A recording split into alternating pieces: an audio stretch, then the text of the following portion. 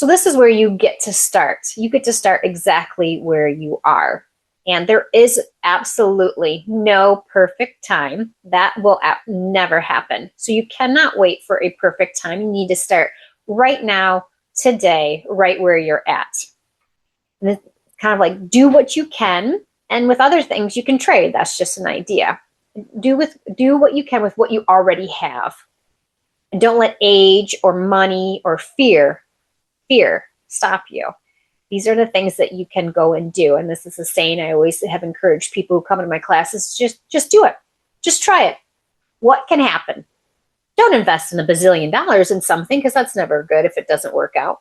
But really, what happens if you plant a few seeds and they don't work out? But what if they do? What if you try to make bread at home and it falls flat? So what? Make breadcrumbs.